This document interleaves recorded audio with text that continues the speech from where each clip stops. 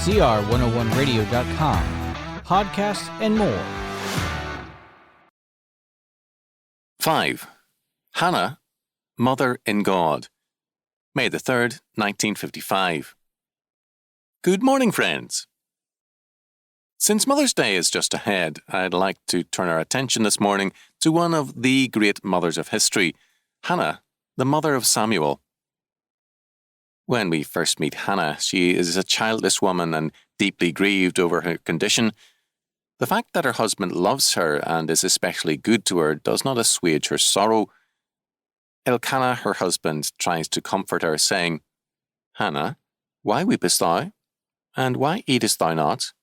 And why is thy heart grieved? Am I not better to thee than 10 sons?" 1 Samuel 1:8.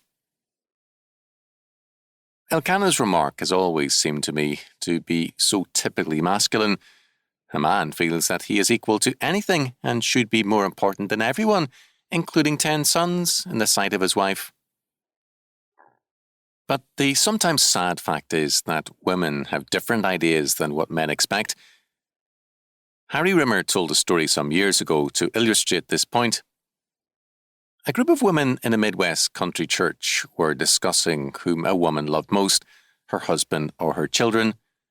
They assumed a hypothetical test, a fire in the night with the wife having time only to save either her sick husband or her children, and then asked, which would you save?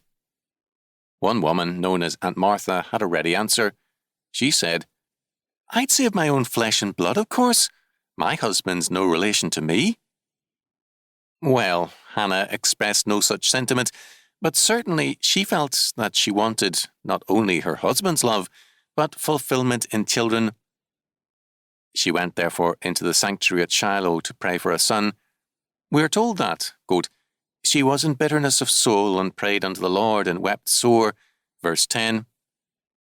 Now, in those days, it was the custom for worshippers to pray out loud, and the sanctuary was characterized by a constant murmur of prayer as worshippers, kneeling or standing here and there, prayed vocally to God. Scripture tells us, quote, "Now Hannah, she spake in her heart, only her lips moved, but her voice was not heard. Therefore Eli thought that she had been drunken." Verse 13. Because Hannah, moved by her grief, swayed as she prayed, Eli the high priest hastily and unwisely concluded that she was a drunken woman of low reputation, quote, "a daughter of Belial," verse 16. In defense of Eli, it can be said that such women were a problem, in that their presence did neither them nor the sanctuary any good. In criticism of Eli, it must be pointed out that his criticism was hasty and uncalled for. Before he knew the facts, he judged Hannah rudely and ordered her to get out and sober up. Now, clearly, Eli's remark was an insult to Hannah. She had every reason to be angry, and it would have been especially easy for her to turn on Eli and point out his sin.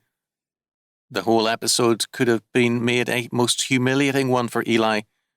After all, the woman he had insulted was the wife of a man of reasonable importance in his community. But Hannah made not the slightest criticism in her answer to Eli. She said simply and respectfully, "No, my lord, I am a woman of a sorrowful spirit.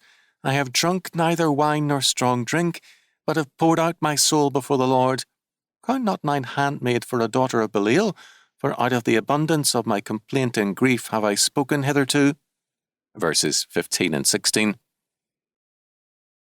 Eli, humbled and abashed by her faith and character, answered in like spirit, "Go in peace, and the God of Israel grant thee thy petition that thou hast asked of him." Verse 17. This little incident tells us much concerning Hannah's faith and character, and the reason why she was both a beloved wife and a great mother, as well as a woman of rich faith. The last chapter of Proverbs, in discussing the ideal woman, says of her, "She openeth her mouth with wisdom, and in her tongue is a law of kindness." Proverbs 31:26. This is indeed a great virtue and a true indication of faith. It is much easier for one in a dominant position or in a position of authority, as men usually are, to speak with kindness. It costs them less. But for a woman whose tongue can often be her only weapon or answer, To be governed in her speech by the law of kindness and to be guided by wisdom in speaking is an indication of high faith, godly discipline, and great patience. In the words of Solomon, "Her children arise up and call her blessed, her husband also, and he praiseth her. Favour is deceitful, and beauty is vain, but a woman that feareth the Lord, she shall be praised." Proverbs 31:28 and 30.